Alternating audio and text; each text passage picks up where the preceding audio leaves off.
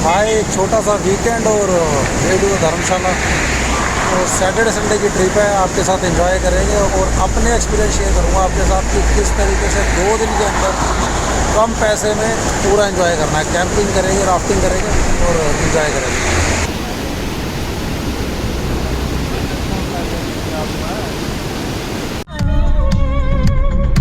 दिल की खता भी है क्या, मुझको गुलाबी है क्या, किस दिल लगी के लिया, दिल में गुलाबी है क्या। अगर आप नॉर्थ इंडिया में है, सिर्फ 2 दिन है और अगर आप नेचर के शौकीन हैं तो आप आ सकते हैं Himachal. This is the way to Bhakra dam. Bhakra dam के अंदर जो फोटोग्राफी अलाउड नहीं है, मगर आप व्यू देखें।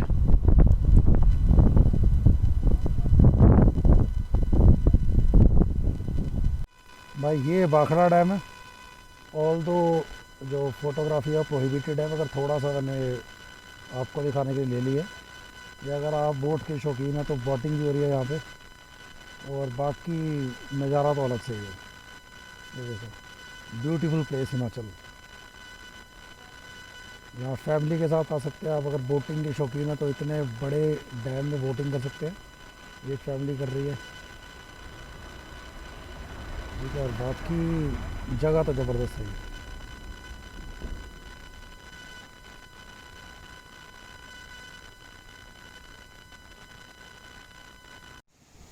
हाँ भाइयों, जैसे मैंने सुबह आपको बताया था कि हम निकले थे धर्मशाला के लिए, मगर अगर मैं सीरियसली बताऊं आपको तो मैं इस टाइम धर्मशाला से लगभग 30 किलोमीटर ऊपर करेरी एक जगह है जहाँ पे आप वाइल्ड लाइफ एंजॉय कर सकते हैं। तो अगर आप नेचर के पास रहना चाहते हैं, अगर आप अपने 2 दिन के या 3 दिन के शॉर्ट वैकेशन को पूरा इंजॉय करना चाहते हैं, तो धर्मशाला की भीड़ से निकल के आप यहाँ पे नेचर में अपने 2 दिन बिता सकते हैं। भाई आपको आसपास का नज़ारा दिखाएगा। अभी तो आपको कुछ दिखाई नहीं देगा बिकॉज रात हो रही है। मैं आपको सुबह दिखाऊंगा इसे। अभी हमारे पीछे कैंप लगा हुआ है, कैंप लगा हुआ हमारा, ये यहाँ पे सोना है। और बिल्कुल मेरे पीछे यहाँ पे नदी बह रही है। इस टाइम रात को बॉन फायर कर रहे हैं हम। तो अगर आप अपने छोटे वैकेशन को इंजॉय करना चाहते हैं तो आपने धर्मशाला नहीं, आपने करेरी आना है। और यहाँ की लोकेशन मैं वीडियो में शेयर करूँगा आपके साथ।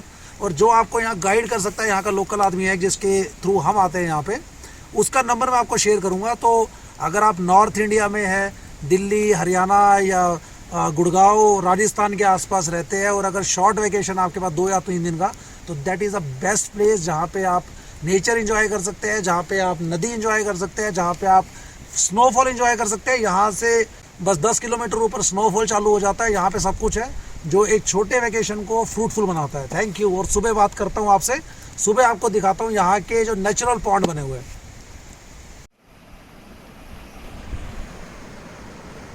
यहाँ नेचुरल पानी है। ऊपर से मैं भी ऊपर दिखा के लाऊंगा आपको, सारी जगह पॉन्ड ही पॉन्ड है।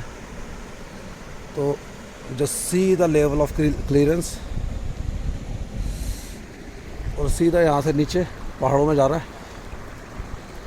तो लगभग यहाँ से वो हमारा सामने आपको कैंप दिख रहा है, और आसपास बाकी कोई भी नहीं है।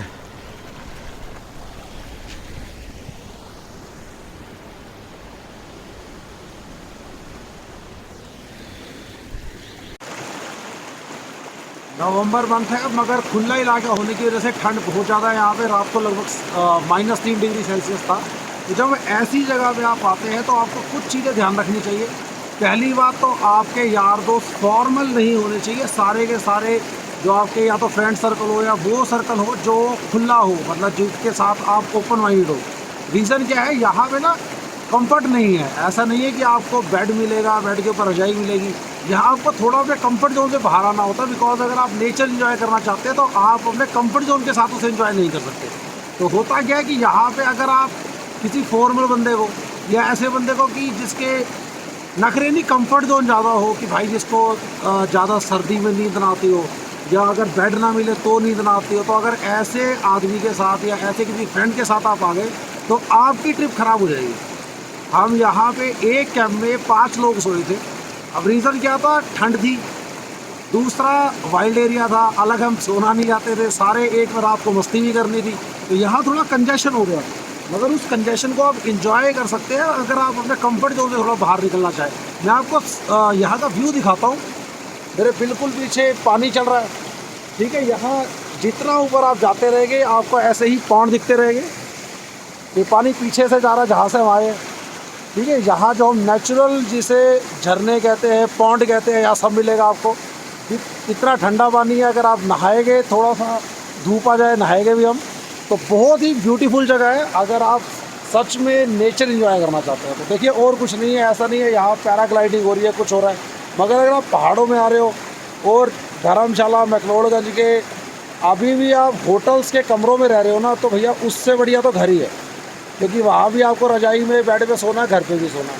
तो सिर्फ अगर व्यू देखने के लिए 2-2.5 घंटे के लिए आप आना चाहते हैं तो मुझे नहीं लगता कि आप वर्थ इट है।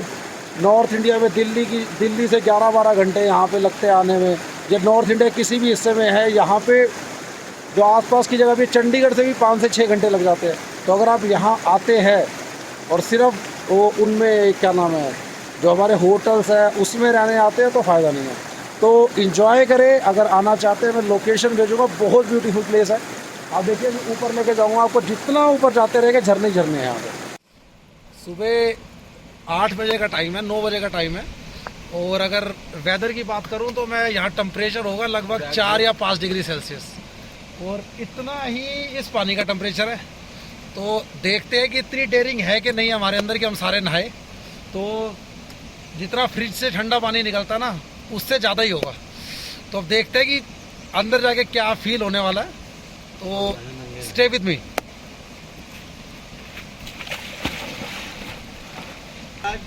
बट पत्थर ही ठंडे हैं, कोई नहीं मानता इस बात को। मोहम्मद जी तो मानता ही नहीं है, पत्थर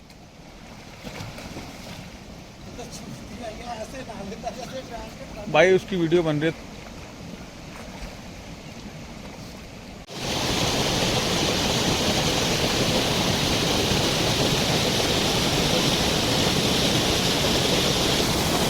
नेचर के बीच में ये ब्रेकफास्ट आया है, बिल्कुल देसी। आलू की रोटी है, साथ में आम का अचार और एक घर की बनी चटनी। भाई दिखाओ, और आसपास माहौल देखो आप, भाई दिखाएगा आपको, नीचे दिखाओ।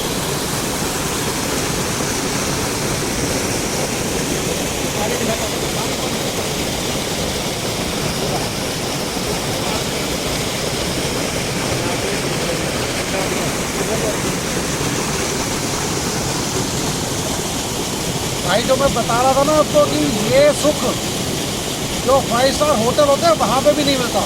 तो अगर आपने नेचर का मज़ा लेना है और बिल्कुल रियल तरीके से लेना है, विदाउट एनी फेकबाजी की, हाँ भी हमारा स्टैंडर्ड ये है वो है, क्योंकि हम सारे भी 2 तो हम चार्टर्ड अकाउंटेंट्स हैं, 2 सॉफ्टवेयर इंजीनियर हैं। तो ऐसा नहीं है कि we can't afford Taj hotel, मगर जो ये मज़ा है वो वहाँ नहीं मिलेगा। तो एक बार एक्सपीरियंस करना बहुत ज़रूरी है। तो बाकी अभी नहाए थे, उसकी फ़ोटो खींचिए। इसके बाद मैक्लोडगंज जाएंगे, वहाँ की वीडियो दिखाऊंगा आपको। तो ये ब्लॉग था मैक्लोडगंज का, धर्मशाला का। मेरे पीछे ये लेक है। अगर आप पहले धर्मशाला आए हो तो आपको पता होगा कि ये डल लेक नहीं है, ये है करनाल की करण लेक। अब मैं धर्मशाला से करनाल क्या करने आ रहा हूँ, मैं इस बारे में आपके साथ डिस्कस करने वाला हूँ। हम करेरी गए थे, तो करेरी के बाद जो फेमस जो टूरिस्ट प्लेस है ना, वो है धर्मशाला और मैक्लोडगंज, जहाँ पे हम सब जाते हैं। तो पहले मैं धर्मशाला गया, वहाँ पे हम स्टेडियम गए थे, पता लगा स्टेडियम जो है वो बिकॉज ऑफ कोविड वो क्लोज है। उसके बाद हम मैक्लोडगंज गए। You will surprise to know कि जो धर्मशाला में जो घूमना था, जो घूमने के हमने पूछा कि टूरिस्ट प्लेस कहाँ है, तो उन्होंने कहा एक है डल झील। जब डल झील गए तो वहाँ पता लगा बिकॉज रेनी सीजन नहीं है, तो वो जो है सूखी पड़ी थी। उसके बाद हमने पूछा जी और क्या चीज़ है, वहाँ पे था बक्शुनाथ टेम्पल। चलो ठीक है, रिलीजियस सेंटीमेंट है, आई एम ऑल्सो हिंदू या बुद्धिस्ट वगैरह, हम ठीक है, हमारा रिलीजियस टेम्पल है। मगर I just want ask you one thing, अगर आप दिल्ली या आसपास से आते हैं तो क्या अक्षरधाम से सुंदर हमें कोई मंदिर मिल सकता है? फिर मैंने पूछा वहाँ पे कि चर्च है, तो जो अगर दिल्ली में आपने क्राफ्ट प्लेस का चर्च देखा हो या कर्नाटक में से गुरुद्वारा देखा हो तो क्या हम उम्मीद कर सकते हैं हमें उससे सुंदर गुरुद्वारा, चर्च या जोगक्षाधाम से सुंदर मंदिर का ही मिल सकता है। तो कुल मिला के कहने का मेरा मतलब ये है कि अगर आप धर्मशाला की तरफ जा रहे हैं और अगर नेचर लवर है तो मुझे नहीं लगता कि आपको धर्मशाला मैक्लोडगंज में कोई ऐसा नेचुरल चीज़ देखने को मिलने वाला है। तो आइए एंजॉय करें फैमिली के साथ, ठीक है। मेरा टेस्ट थोड़ा अलग था तो I will recommend you Kareri, बाकी आप समझदार हैं। तो this is Karan lake, you can boat also there, कुछ लोग कर रहे हैं, मैं दिखाता हूँ आपको।